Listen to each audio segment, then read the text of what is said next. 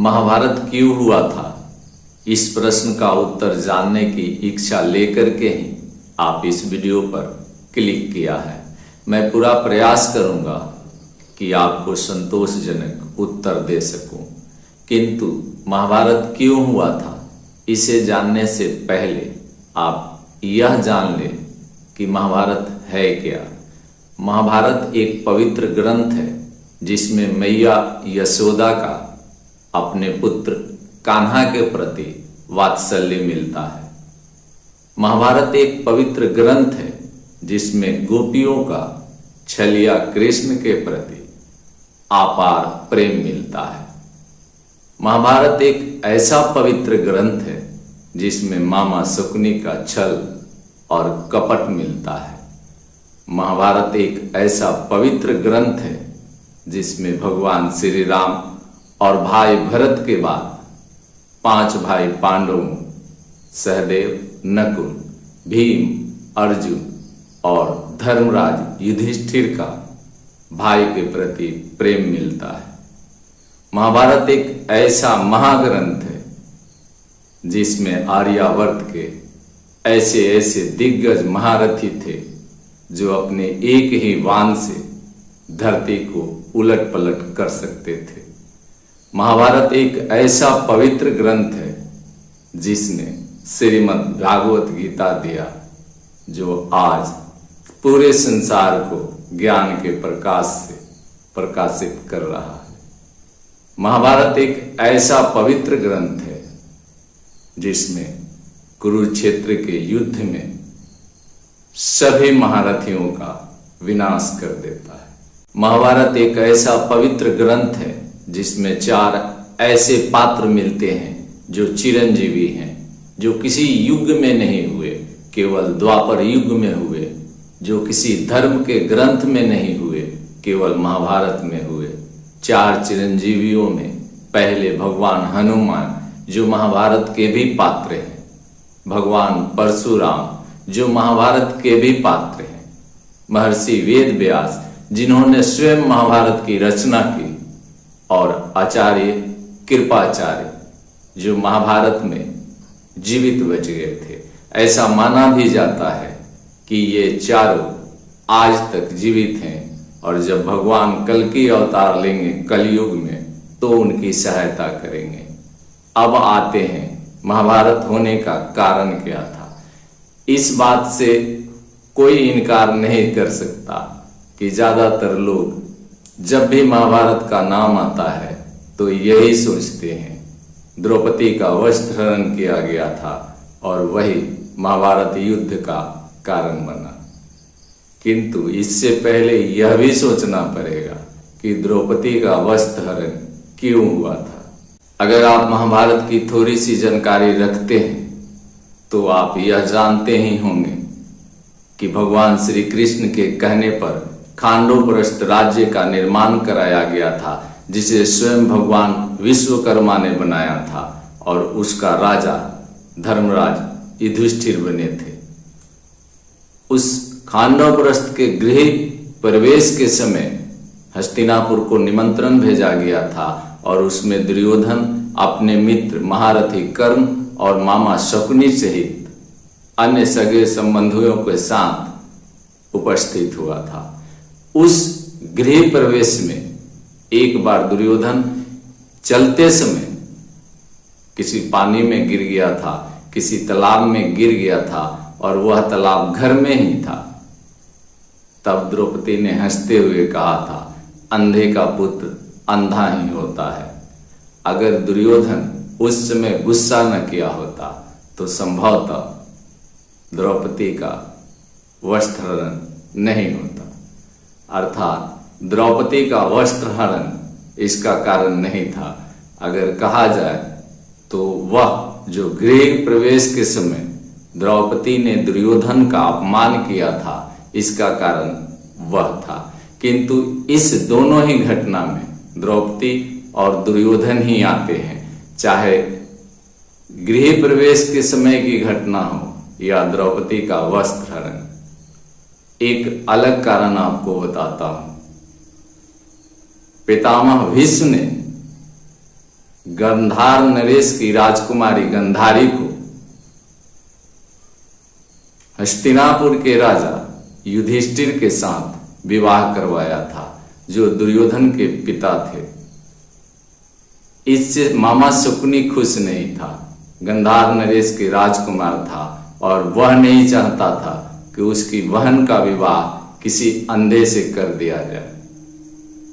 कुछ गड़बड़ किया उसने तो पितामह भीष्म ने पूरे गांधार नरेश के परिवार को हस्तिनापुर के जेलों में बंद कर दिया और खाने के लिए थोड़ा थोड़ा भोजन दिया करते थे। गांधार नरेश अपने एक पुत्र को जीवित रखने के लिए पूरा भोजन उसी को खिला देते थे, अर्थात शकुनी को खिला देते थे, और इस तरह से शकुनी का पूरा परिवार उसके आंखों के सामने ही मृत्यु को प्राप्त हो गया। उस समय शकुनी ने यह कसम खाई थी कि मैं पूरी कुरु वंश को विनाश कर दूंगा। एक कारण यह भी हो सकता है। एक अन्य कारण जो भगवान श्री कृष्ण स्वयं गीता जी में कहते हैं, यदा यदा हि धर्मस्य ग्लानिर्भवति भारत अभ्युत्थानं धर्मस्य तदात्मानं सृजाम्यहम् परित्राणाय साधूनां विनाशश्च दुष्कृतां धर्म संस्थापनाय धाय संभवानि युगे युगे। अर्थात जब जब अधर्मियों का विकास होता है, धर्म का ह्रास होता है, तब तब भगवान पृथ्वी पर अवतार लेते हैं, साधुजनों की रक्षा करते हैं, धर्म की स्थापना करते हैं। एक कारण यह भी हो सकता है कि भगवान श्री कृष्ण का जन्म हो चुका था और उस समय आर्यावर्त की धरती पर इतने महान महान लोग थे, इतने बड़े बड़े लोग थे कि शक्ति का अलग अलग केंद्र बन चुका था। हस्तिनापुर की शक्ति अलग थी, वहीं कंस अलग शक्तिशाली था। राजगीर में आप जाएं तो जरासंध एक अलग शक्ति बन चुका था, अर्थात शक्तियों का इतना केंद्र बन चुका था जिसका विनाश होना जरूरी था।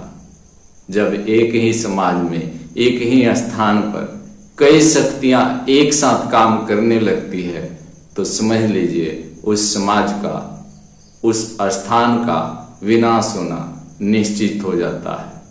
अगर इतने शक्तिशाली लोग नहीं होते महाभारत में तो संभवतः महाभारत का युद्ध नहीं होता। अर्जुन एक अलग शक्ति था और दुर्योधन एक अलग शक्ति था। कर्ण जानता था कि अर्जुन उसका भाई है।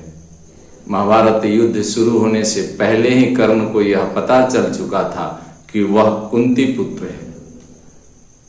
स्वयं देवी कुंती ने कर्ण को बताया था, स्वयं भगवान श्री कृष्ण ने कर्ण को बताया था, किंतु तब भी कर्ण के पास इतनी शक्ति थी, वह इतना अहंकारी बन गया था कि वह अधर्मियों का साथ देना ही उचित समझा।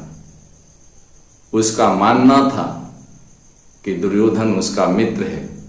बुरे समय में दुर्योधन ने उसकी सहायता की है। इसका तात्पर्य यह नहीं होता कि कोई अपने वंश को, अपने खून को छोड़ दे। एक बार गुरु द्रोणाचार्य ने धुरपद राजा को बंदी बना लिया था। तब धुरपद राजा ने एक यज्ञ किया था, उसमें धृतराष्ट्र का जन्म हुआ, किंतु उसी अग्नि कुंड से द्रौपदी का भी जन्म हुआ। जब प्रतिशोध की भावना से कोई कार्य किया जाता है उसका फल कभी भी अच्छा नहीं होता। द्रुपद राजा ने द्रौपदी के लिए वह यज्ञ नहीं किया था, केवल ऐसा पुत्र प्राप्ति के लिए यज्ञ किया था जो गुरु द्रोण की हत्या कर सके, किंतु उसी अग्नि कुंड से द्रौपदी का जन्म हुआ। एक कारण यह भी हो सकता है कि कई लोगों ने कस्में खाई थी किसी को मारने की, किसी के साथ लड़ने की, और उस कस्मों को पूरा करने के लिए महाभारत का युद्ध हुआ। काशी नरेश ने अपने 3 पुत्रियों के लिए अम्बा, अंबिका और अम्बालिका का स्वयंवर रचा था। उस स्वयंवर से पितामह भीष्म ने तीनों ही कन्याओं का अपहरण कर लिया था, जिसमें से अंबिका और अम्बालिका का विवाह अपने सौतेले भाई अर्थात महाराज शांतनु और देवी सत्यवती के पुत्र चित्रांगद और विचित्र वीर से विवाह करवा दिया, किंतु अम्बा रह गई कुमारी। उस समय अम्बा ने यह प्रतिज्ञा की थी, यह कसम खाई थी कि मैं पितामह भीष्म के मृत्यु का कारण बनूंगी। अम्बा ने तपस्या की भगवान शिव की और भगवान शिव जब प्रसन्न हुए तब अम्बा ने वरदान मांगा कि हे महादेव, मुझे वरदान दीजिए कि मैं भीष्म पितामह की हत्या कर सकूं।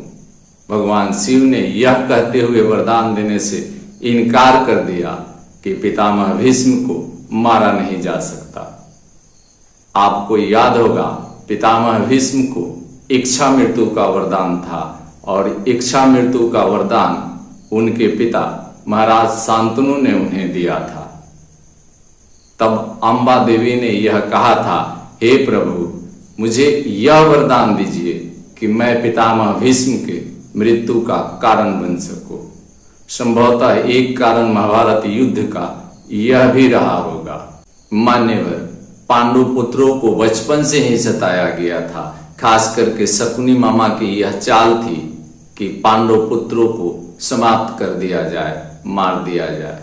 आपको याद होगा, एक बार भीम को विष पिला करके समुद्र में फेंक दिया गया था। उस समय भीम नाग कन्याओं को मिली थी और नाग कन्याओं के साथ रहकर और शक्तिशाली हो गया था। एक बार लक्षागृह का षड्यंत्र किया गया था, जिसमें महात्मा विदुर के कारण से 5 भाई पांडव और कुंती बच गई थी। कहने का मतलब है कि कोई एक महाभारत का कारण नहीं है।